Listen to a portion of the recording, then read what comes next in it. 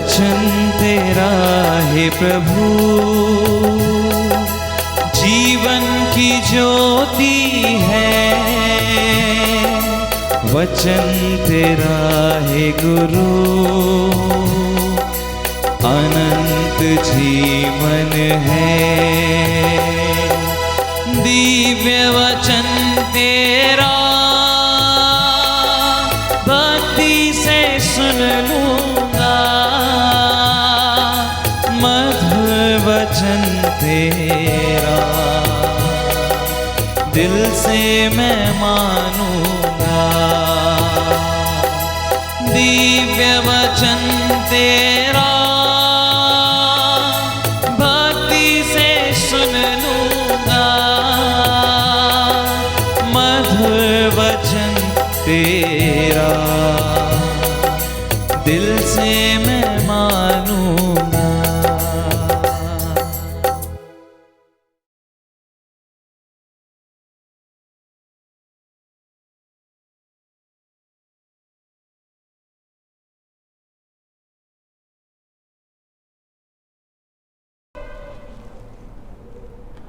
संत यूहन्ना का सुसमाचार अध्याय 16 से अध्याय 21। अध्याय 16। मैंने तुम लोगों से यह इसलिए कहा है कि तुम विचलित नहीं हो। वे तुम्हें सभागृहों से निकाल देंगे। इतना ही नहीं, वह समय आ रहा है जब तुम्हारी हत्या करने वाला यह समझेगा कि वह ईश्वर की सेवा कर रहा है। वे ये सब इसलिए करेंगे कि उन्होंने ना तो पिता को पहचाना है और ना मुझको। मैंने तुम लोगों से ये इसलिए कहा है कि समय आने पर तुम्हें ये स्मरण रहे कि मैंने तुम्हें पहले ही सचेत किया था। मैंने प्रारंभ से ही तुम लोगों से ये नहीं कहा क्योंकि मैं तुम्हारे साथ था। अब मैं उसके पास जा रहा हूँ जिसने मुझे भेजा, और तुम लोगों में कोई मुझसे यह नहीं पूछता कि आप कहाँ जा रहे हैं। मैंने तुमसे यह कहा है इसलिए तुम्हारे हृदय शोक से भर गए हैं। फिर भी मैं तुम लोगों से सच कहता हूँ, तुम्हारा कल्याण इसमें है कि मैं चला जाऊँ। यदि मैं नहीं जाऊँगा तो सहायक तुम्हारे पास नहीं आएगा। यदि मैं जाऊंगा तो मैं उसे तुम्हारे पास भेजूंगा। जब वह आएगा तो पाप, धार्मिकता और दंडाज्ञा के विषय में संसार का भ्रम प्रमाणित कर देगा। पाप के विषय में क्योंकि वे मुझ में विश्वास नहीं करते। धार्मिकता के विषय में क्योंकि मैं पिता के पास जा रहा हूँ और तुम मुझे और नहीं देखोगे। दंडाज्ञा के विषय में क्योंकि इस संसार का नायक दोषी ठहराया जा चुका है। मुझे तुम लोगों से और बहुत कुछ कहना है, परंतु अभी तुम वह नहीं सह सकते। जब वह सत्य का आत्मा आएगा तो वह तुम्हें पूर्ण सत्य तक ले जाएगा, क्योंकि वह अपनी ओर से नहीं कहेगा बल्कि वह जो कुछ सुनेगा वही कहेगा और तुम्हें आने वाली बातों के विषय में बताएगा। वह मुझे महिमान्वित करेगा, क्योंकि उससे मेरी ओर से जो मिला है वह तुम्हें वही बताएगा। जो कुछ पिता का है वह मेरा है, इसलिए मैंने कहा कि उसे मेरी ओर से जो मिला है वह तुम्हें वही बताएगा। थोड़े ही समय बाद तुम लोग मुझे नहीं देखोगे और फिर थोड़े ही समय बाद मुझे देखोगे। इस पर उनके कुछ शिष्यों ने आपस में ये कहा, वह हमसे ये क्या कहते हैं, थोड़े ही समय बाद तुम मुझे नहीं देखोगे और फिर थोड़े ही समय बाद तुम मुझे देखोगे, और क्योंकि मैं पिता के पास जा रहा हूँ इसलिए वे कहते थे। वह जो थोड़ा समय कहते हैं इसका अर्थ क्या है, हम उनकी बात नहीं समझ पा रहे हैं।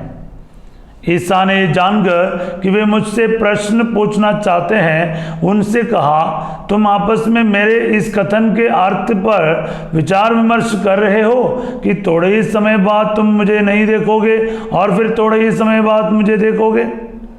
मैं तुम लोगों से ये कहता हूँ, तुम रोओगे और विलाप करोगे, परंतु संसार आनंद मनाएगा। तुम शोक करोगे, किंतु तुम्हारा शोक आनंद बन जाएगा। प्रसव निकट आने पर स्त्री को दुख होता है, क्योंकि उसका समय आ गया है, किंतु बालक को जन्म देने के बाद वह अपनी वेदना भूल जाती है, क्योंकि उसे आनंद होता है कि संसार में एक मनुष्य का जन्म हुआ है। इसी तरह तुम लोग अभी दुखी हो, किंतु मैं तुम्हें फिर देखूंगा और तुम आनंद मनाओगे। तुमसे तुम्हारा आनंद कोई छीन नहीं सकेगा। उस दिन तुम मुझसे कोई प्रश्न नहीं करोगे। मैं तुम लोगों से कहता हूँ, तुम पिता से जो कुछ मांगोगे वह तुम्हें मेरे नाम पर ही प्रदान करेगा।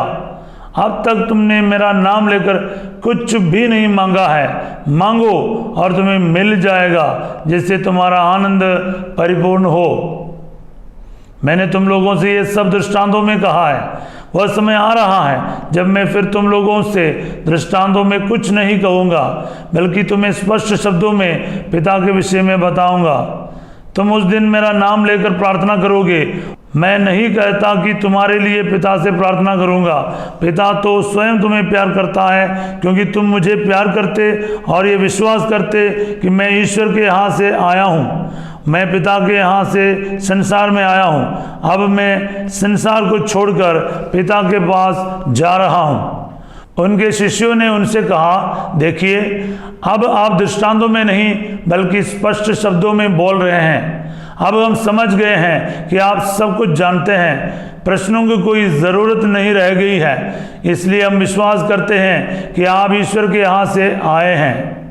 ईसा ने उन्हें उत्तर दिया, क्या तुम अब विश्वास करते हो? देखो, वह घड़ी आ रही है, आ ही गई है, जब तुम सब तितर बितर हो जाओगे और अपना अपना रास्ता लेकर मुझे अकेला छोड़ दोगे। फिर भी मैं अकेला नहीं हूँ, क्योंकि पिता मेरे साथ है। मैंने तुम लोगों से ये सब इसलिए कहा है कि तुम मुझ में शांति प्राप्त कर सको। संसार में तुम्हें क्लेश सहना पड़ेगा, परंतु ढारस रखो, मैंने संसार पर विजय पाई है। अध्याय 17। ये सब कहने के बाद ईसा अपनी आंखें ऊपर उठाकर बोले, पिता, वह घड़ी आ गई है। अपने पुत्र को महिमान्वित कर, जिससे पुत्र तेरी महिमा प्रकट करे। तूने उससे समस्त मानव जाति पर अधिकार दिया है, जिससे वह उन सबों को अनंत जीवन प्रदान करे जिन्हें तूने उसे सौंपा है। वे तुझे एक ही सच्चे ईश्वर को और ईसा मसीह को, जिसे तूने भेजा है, जान ले। यही आनंद जीवन है। जो कार्य तूने मुझे करने को दिया था वह मैंने पूरा किया है। इस तरह मैंने पृथ्वी पर तेरी महिमा प्रकट की है। पिता, संसार की सृष्टि से पहले मुझे तेरे यहाँ जो महिमा प्राप्त थी, अब उससे मुझे विभूषित कर। तूने जिन लोगों को संसार में से चुनकर मुझे सौंपा, उन पर मैंने तेरा नाम प्रकट किया है। वे तेरे ही थे। तूने उन्हें मुझे सौंपा और उन्होंने तेरी शिक्षा का पालन किया है। अब वे जान गए हैं कि तूने मुझे जो कुछ दिया है वह सब तुझसे आता है। तूने जो संदेश मुझे दिया, मैंने वह संदेश उन्हें दे दिया। वे इसे ग्रहण कर ये जान गए कि मैं तेरे यहाँ से आया हूँ, और उन्होंने ये विश्वास किया कि तूने मुझे भेजा। मैं उनके लिए विनती करता हूँ। मैं संसार के लिए नहीं बल्कि उनके लिए विनती करता हूँ जिन्हें तूने मुझे सौंपा है, क्योंकि वे तेरे ही है। जो कुछ मेरा है वह तेरा है, और जो तेरा वह मेरा है। मैं उनके द्वारा महिमान्वित हुआ।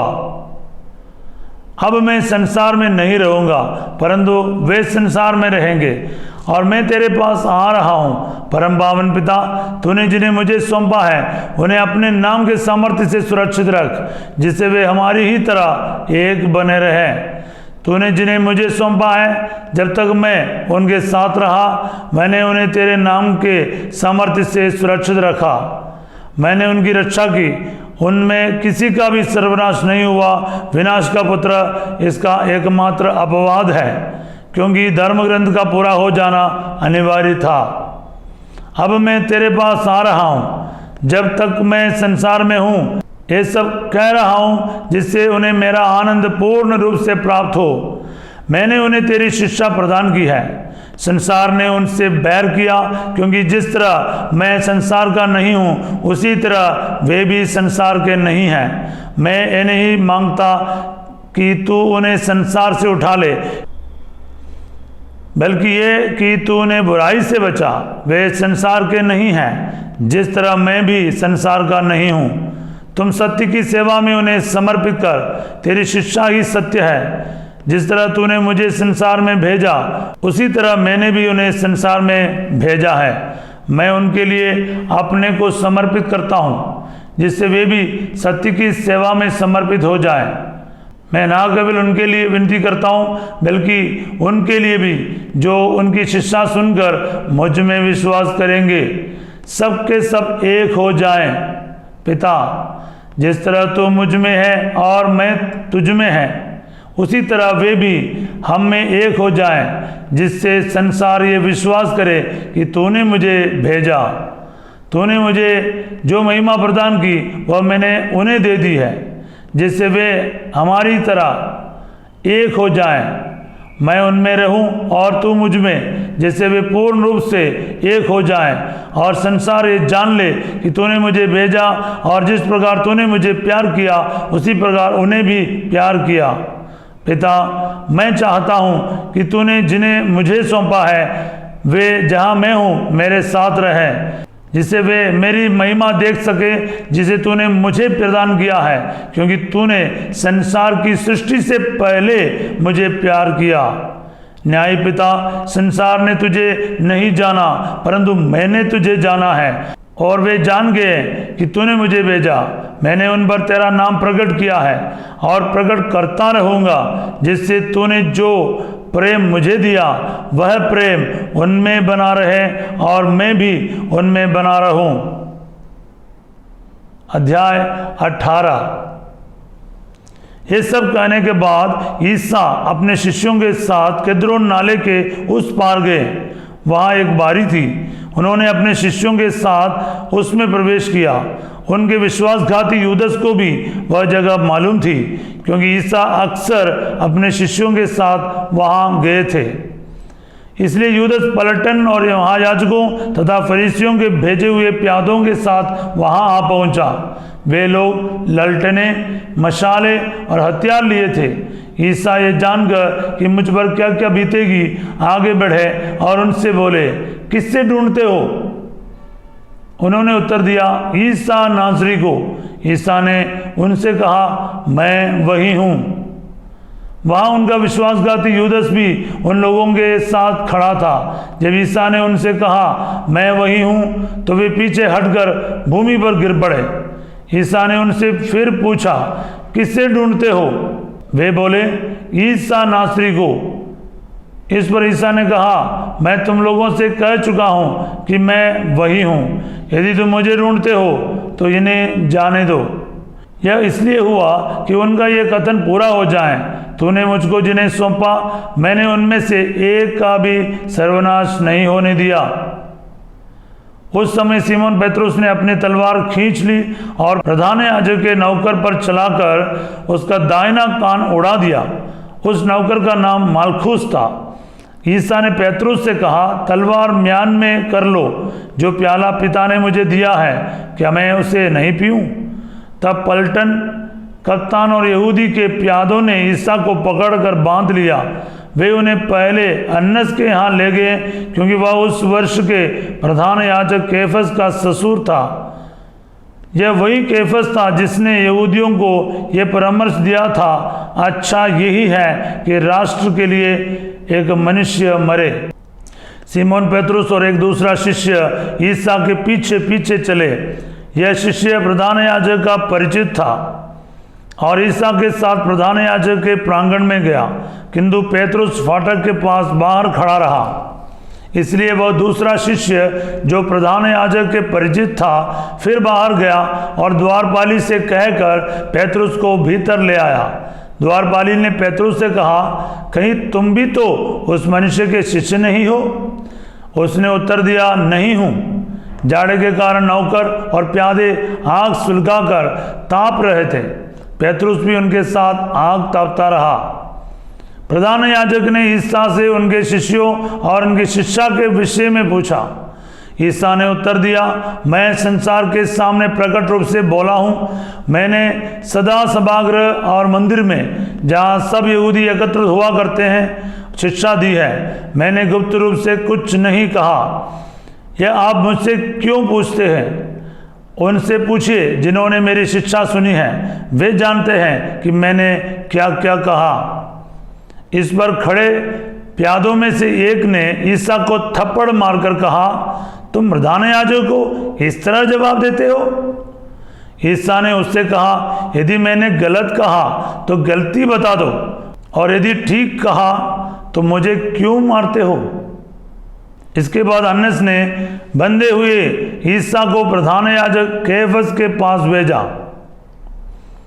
सीमोन पेतरुस उस समय आग ताप रहा था। कुछ लोगों ने उससे कहा, कहीं तुम भी तो उसके शिष्य नहीं हो?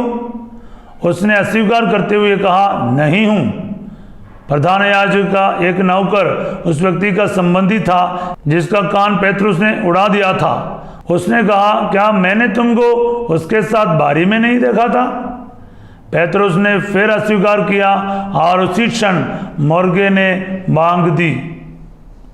तब वे ईसा को कैफस के यहाँ से राज्यपाल के भवन ले गए। अब भोर हो गया था। वे भवन के अंदर इसलिए नहीं गए कि अशुद्ध ना हो जाए, बल्कि पास्का का मेमना खा सके। पिलातुस बाहर आकर उनसे मिला और बोला, आप लोग इस मनुष्य पर कौन सा अभियोग लगाते हैं?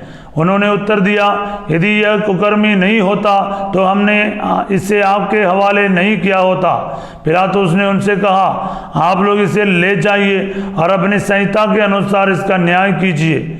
यहूदियों ने उत्तर दिया, हमें किसी को प्राणदंड देने का अधिकार नहीं है। यह इसलिए हुआ कि ईसा का यह कथन बुरा हो जाए, जिसके द्वारा उन्होंने संकेत किया था कि उनकी मृत्यु किस प्रकार होगी। तब पिलातुस ने फिर भवन में जाकर ईसा को बुला भेजा और उनसे कहा, क्या तुम यहूदियों के राजा हो? ईसा ने उत्तर दिया, क्या आप यह अपनी ओर से कहते हैं या दूसरों ने आपसे मेरे विषय में यह कहा है? पिलातुस ने कहा, क्या मैं यहूदी हूँ? तुम्हारे ही लोगों और महायाजकों ने तुम्हें मेरे हवाले किया है। तुमने क्या किया है? ईसा ने उत्तर दिया, मेरा राज्य इस संसार का नहीं है। यदि मेरा राज्य इस संसार का होता तो मेरे अनुयायी लड़ते और मैं यहूदियों के हवाले नहीं किया जाता, परंतु मेरा राज्य यहाँ का नहीं है। इस पर पिलातुस ने उनसे कहा, तो तुम राजा हो? ईसा ने उत्तर दिया, आप ठीक ही कहते हैं, मैं राजा हूँ। मैं इसलिए जन्मा और इसलिए संसार में आया हूँ कि सत्य के विषय में साक्षी दूँ। जो सत्य के पक्ष में है वो मेरी सुनता है। पिलातुस ने उनसे कहा, सत्य क्या है? वह ये कहकर फिर बाहर गया और यहूदियों के पास आकर बोला, मैं तो उसमें कोई दोष नहीं पाता हूँ, लेकिन तुम्हारे लिए पास्का के अवसर पर एक बंदी को रिहा करने का रिवाज है। क्या तुम लोग चाहते हो कि मैं तुम्हारे लिए यहूदियों के राजा को रिहा कर दूं?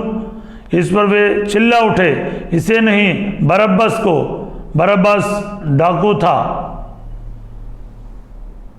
अध्याय 19। तब पिलातुस ने ईसा को ले जाकर कोड़े लगाने का आदेश दिया। सैनिकों ने कांटों का मुकुट गूंथकर उनके सिर पर रख दिया और उन्हें बैंगनी कपड़ा पहनाया। फिर वे उनके पास आकर कहते थे, यहूदियों के राजा प्रणाम, और वे उन्हें थप्पड़ मारते जाते थे। पिलातुस ने फिर बाहर जाकर लोगों से कहा, देखो, मैं उसे तुम लोगों के सामने बाहर ले आता हूँ, जिससे तुम ये जान लो कि मैं उसमें कोई दोष नहीं पाता। तब ईसा कांटों का मुकुट और बैंगनी कपड़े पहने बाहर आए। पिलातुस ने लोगों से कहा, यही है वह मनुष्य।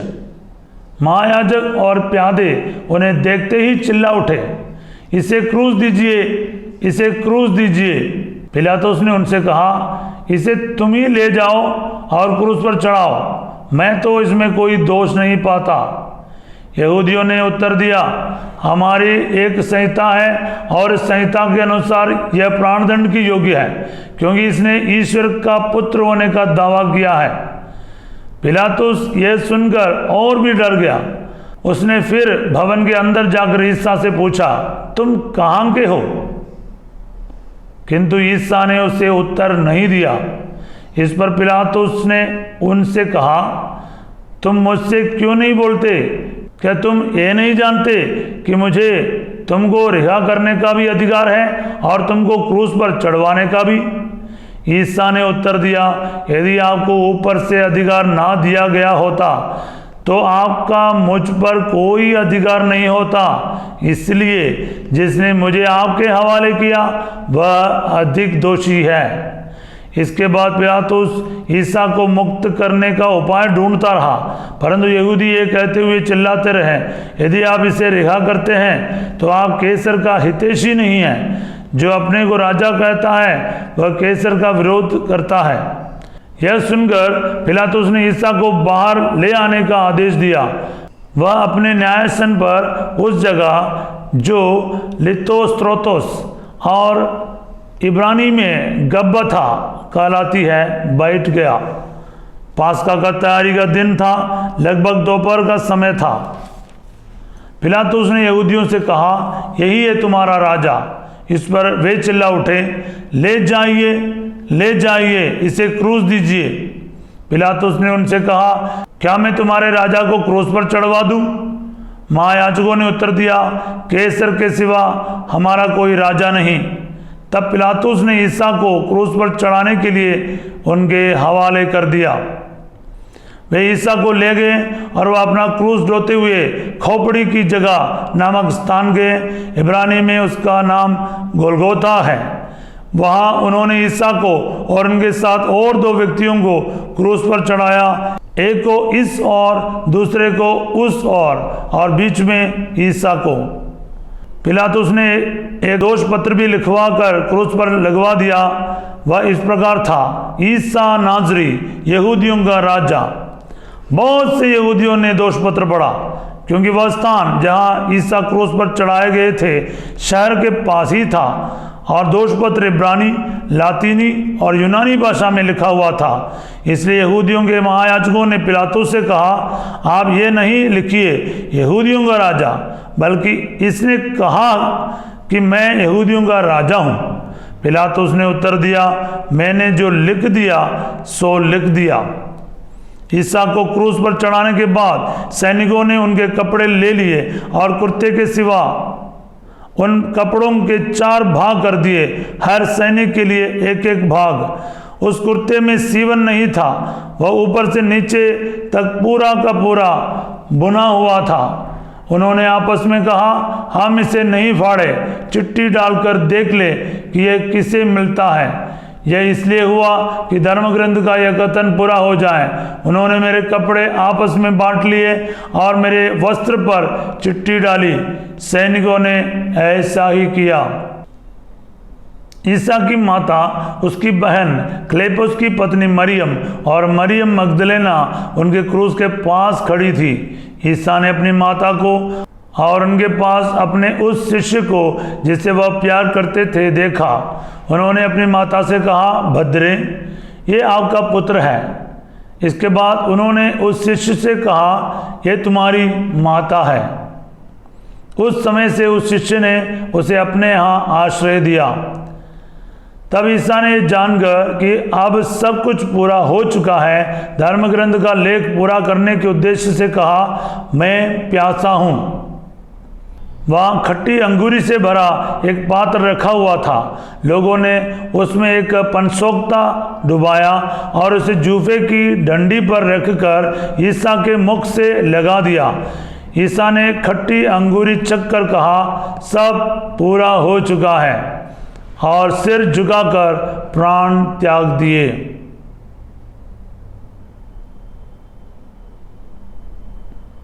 वह तैयारी का दिन था। यहूदी नहीं चाहते थे कि शव विश्राम के दिन क्रूस पर रह जाएं, क्योंकि उस विश्राम के दिन बड़ा त्योहार पड़ता था। उन्होंने पिलातुस से निवेदन किया कि उनकी टांगें तोड़ दी जाएं और शव हटा दिए जाएं। इसलिए सैनिकों ने आकर ईसा के साथ क्रूस पर चढ़ाए हुए पहले व्यक्ति की टांगें तोड़ दी, फिर दूसरे की। जब उन्होंने ईसा के पास आकर देखा कि वह मर चुके हैं तो उन्होंने उनकी टांगें नहीं तोड़ी, लेकिन एक सैनिक ने उनकी बगल में भाला मारा और उसमें से तुरंत रक्त और जल बह निकला। जिसने ये देखा है वही उसका साक्ष्य देता है और उसका साक्ष्य सच्चा है। वह जानता है कि वह सच बोलता है, जिसे आप लोग भी विश्वास करें। यह इसलिए हुआ कि धर्म ग्रंथ का यह कथन पूरा हो जाए, उसकी एक भी हड्डी नहीं तोड़ी जाएगी। फिर धर्म ग्रंथ का एक दूसरा कथन इस प्रकार है, उन्होंने जिसे छेदा वह उसकी ओर देखेंगे। इसके बाद अरिमथिया के यूसुफ ने, जो यहूदियों के भय के कारण ईसा का गुप्त शिष्य था, पिलातुस से ईसा का शव ले जाने की अनुमति मांगी। पिलातुस ने अनुमति दे दी, इसलिए यूसुफ आकर ईसा का शव ले गया। निकोदेमुस भी पहुंचा, जो पहले रात को ईसा से मिलने आया था। वह लगभग 50 सेर का गंधरस और अंगूर का सम्मिश्रण ले आया। उन्होंने ईसा का शव लिया और यहूदियों की दफन की प्रथा के अनुसार उसे सुगंधित द्रव्यों के साथ छालटी की पट्टियों में लपेटा। जहां ईसा क्रूस पर चढ़ाए गए थे वहां एक बारी थी, और उस बारी में एक नई कब्र जिसमें अब तक कोई नहीं रखा गया था। उन्होंने ईसा को वही रख दिया, क्योंकि वह यहूदियों के लिए तैयारी का दिन था और वह कब्र निकट ही थी। अध्याय 20। मरियम मगदलेना सप्ताह के प्रथम दिन तड़के मुहे अंधेरे ही कब्र के पास पहुंची। उसने देखा कि कब्र पर से पत्थर हटा दिया गया है। उसने सिमोन पेत्रुस तथा उस दूसरे शिष्य के पास, जिसे ईसा प्यार करते थे, दौड़ती हुई आकर कहा, वे प्रभु को कब्र में से उठा ले गए हैं और हमें पता नहीं कि उन्होंने उनको कहाँ रखा है। पेत्रुस और वह दूसरे शिष्य कब्र की ओर चल पड़े। वे दोनों साथ साथ दौड़े। दूसरा शिष्य पेत्रुस को पिछेलकर पहले कब्र पर पहुंचा। उसने झुककर ये देखा कि छालटी की पट्टियां पड़ी हुई हैं, किंतु वह भीतर नहीं गया। सिमोन पेत्रुस उसके पीछे पीछे चलकर आया और कब्र के अंदर गया। उसने देखा कि पट्टियां पड़ी हुई है और ईसा के सिर पर जो अंगोछा बंधा था वह पट्टियों के साथ नहीं बल्कि दूसरी जगह तय किया हुआ अलग पड़ा हुआ है। तब वह दूसरा शिष्य भी, जो कब्र के पास पहले आया था, भीतर गया। उसने देखा और विश्वास किया, क्योंकि वे अब तक धर्म ग्रंथ का वह लेख नहीं समझ पाए थे जिसके अनुसार उनका जी उठना अनिवार्य था। इसके बाद शिष्य अपने घर लौट गए। मरियम कब्र के पास बाहर रोती रही। उसने रोते रोते झुककर कब्र के भीतर दृष्टि डाली। वहां उजले वस्त्र पहने 2 स्वर्गदूतों को बैठा हुआ देखा, एक को सिरहाने और दूसरे को पैताने। दूतों ने उससे कहा, भद्रे, आप क्यों रोती है? उसने उत्तर दिया, वे मेरे प्रभु को उठा ले गए हैं और मैं नहीं जानती कि उन्होंने उनको कहाँ रखा है। वह ये कहकर मुड़ी और उसने ईसा को वहां खड़ा देखा, किंतु उन्हें पहचान नहीं सकी। ईसा ने उससे कहा, भद्रे, आप क्यों रोती है? किसे ढूंढती है? मरियम ने उन्हें माली समझकर कहा, महोदय, यदि आप उन्हें उठा ले गए तो मुझे बता दीजिए कि आपने उन्हें कहाँ रखा है और मैं उन्हें ले जाऊंगी। इस पर ईसा ने उससे कहा, मरियम। उसने मुड़कर इब्रानी में उनसे कहा, रबोनी, अर्थात गुरुवर। ईसा ने उससे कहा, चरणों से लिपटकर मुझे मत रोको। मैं अब तक पिता के पास ऊपर नहीं गया हूँ। मेरे भाइयों के पास जाकर उनसे यह कहो कि मैं अपने पिता और तुम्हारे पिता, अपने ईश्वर और तुम्हारे ईश्वर के पास ऊपर जा रहा हूँ। मरियम मगदलेने ने जाकर शिष्यों से कहा कि मैंने प्रभु को देखा है और उन्होंने मुझे ये संदेश दिया है। उसी दिन अर्थात सप्ताह के प्रथम दिन संध्या समय जब शिष्य यहूदियों के भय से द्वार बंद किए एकत्रित थे, ईसा उनके बीच आकर खड़े हो गए। उन्होंने शिष्यों से कहा, तुम्हें शांति मिले। और इसके बाद उन्हें अपने हाथ और अपने बगल दिखाए। प्रभु को देखकर शिष्य आनंदित हो उठे। ईसा ने उनसे फिर कहा, तुम्हें शांति मिले। जिस प्रकार पिता ने मुझे भेजा उसी प्रकार मैं तुम्हें भेजता हूँ। इन शब्दों के बाद ईसा ने उन पर फूंक कर कहा, पवित्र आत्मा को ग्रहण करो। तुम जिन लोगों के पाप क्षमा करोगे वे अपने पापों से मुक्त हो जाएंगे, और जिन लोगों के पाप क्षमा नहीं करोगे वे अपने पापों से बंधे रहेंगे। ईसा के आने के समय 12 में से एक थॉमस, जो तमल कहलाता था, उनके साथ नहीं था। दूसरे शिष्यों ने उससे कहा, हमने प्रभु को देखा है।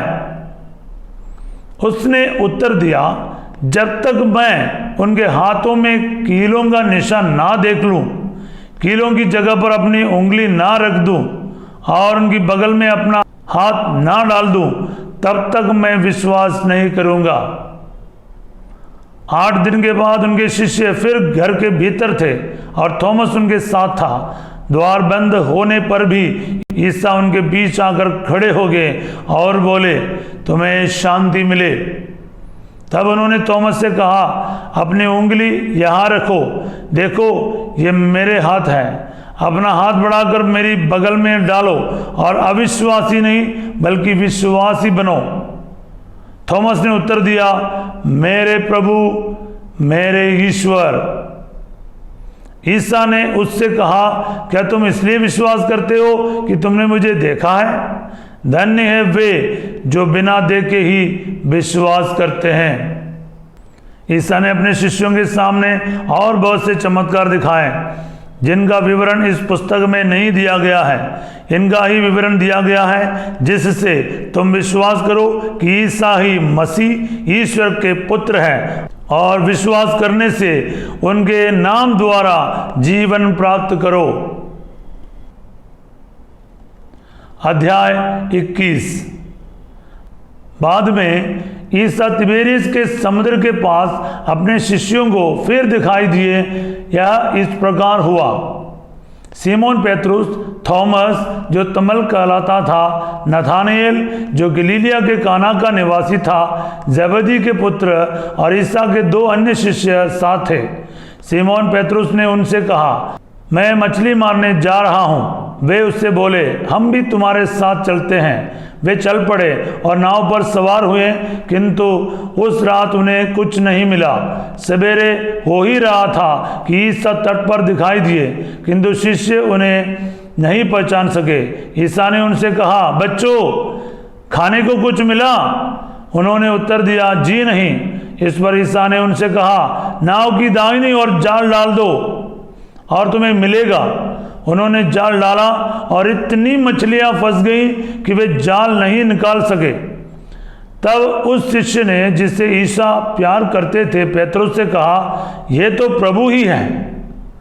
जब पेत्रुस ने सुना कि ये प्रभु है तो वह अपना कपड़ा पहनकर, क्योंकि वह नंगा था, समुद्र में कूद पड़ा। दूसरे शिष्य मछलियों से भरा जाल खींचते हुए डोंगी पर आए। वे किनारे से केवल लगभग 200 हाथ दूर थे। उन्होंने तट पर उतरकर वहां कोयले की आग पर रखी हुई मछली देखी और रोटी भी। ईसा ने उनसे कहा, तुमने अभी अभी जो मछलियां पकड़ी है उनमें से कुछ ले आओ। सीमन पेत्रुस गया और जाल किनारे खींच लाया। उसमें 153 बड़ी बड़ी मछलियां थी और इतनी मछलियां होने पर भी जाल नहीं फटा था। ईसा ने उनसे कहा, आओ जलपान कर लो। शिष्यों में किसी को भी ईसा से ये पूछने का साहस नहीं हुआ कि आप कौन हैं। वे जानते थे कि वह प्रभु है। ईसा अब पास आए। उन्होंने रोटी लेकर उन्हें दी और इसी तरह मछली भी। इस प्रकार ईसा मृतकों में से जी उठने के बाद तीसरी बार अपने शिष्यों के सामने प्रकट हुए। जलपान के बाद ईसा ने सीमोन पेत्रुस से कहा, सीमोन योहन के पुत्र, क्या इनकी अपेक्षा तुम मुझे अधिक प्यार करते हो? उसने उन्हें उत्तर दिया, जी हाँ प्रभु, आप जानते हैं कि मैं आपको प्यार करता हूँ। उन्होंने पेतरुस से कहा, मेरे मेमनों को चराओ।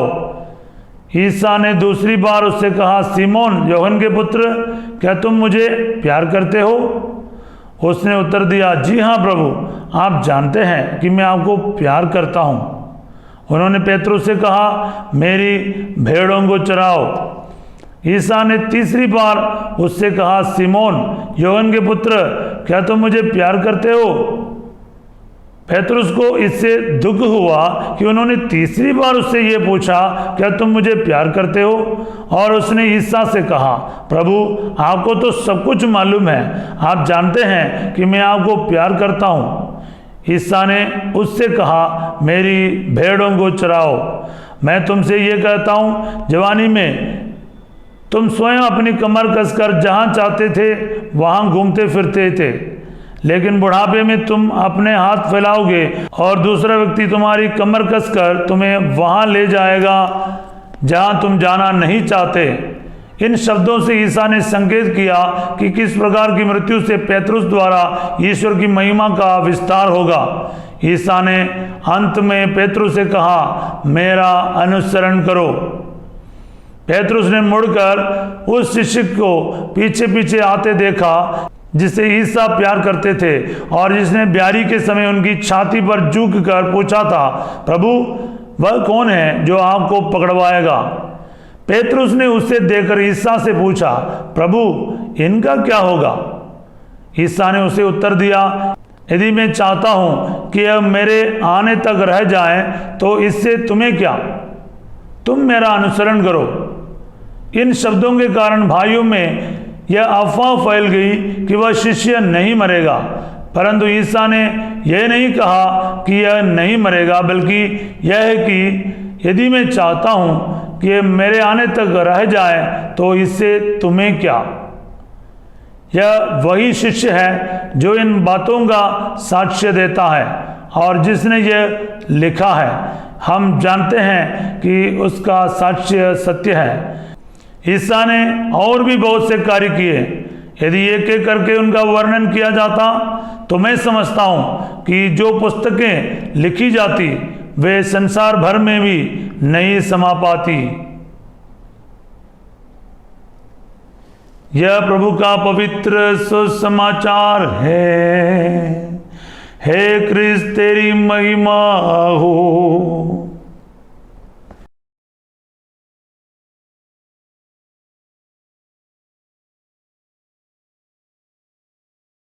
प्रेरित चरित्र अध्याय 1 वचन 8।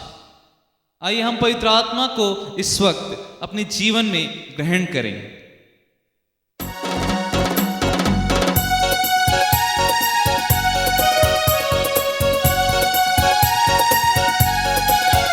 किंतु पवित्र आत्मा तुम लोगों पर उतरेगा और तुम्हें सामर्थ्य प्रदान करेगा।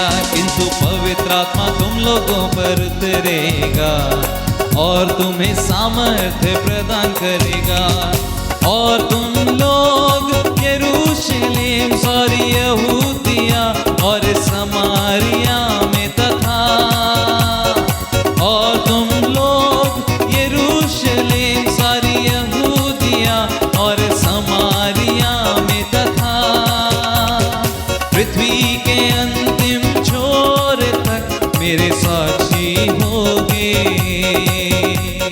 पृथ्वी के अंतिम छोर तक मेरे साक्षी होगे।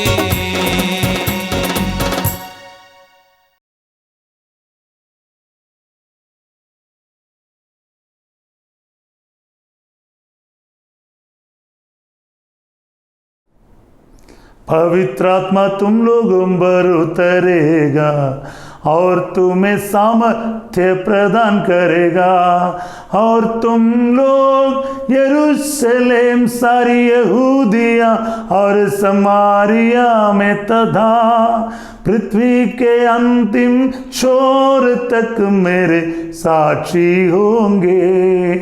Hallelujah hallelujah hallelujah hallelujah. हे जीवित प्रभु, आपका इस वचन में जो सामर्थ्य है, आपके इस वचन में जो अधिकार है, पवित्र आत्मा का अभिषेक है, हम पर उतर आइए, हम पर उतरने दे प्रभु।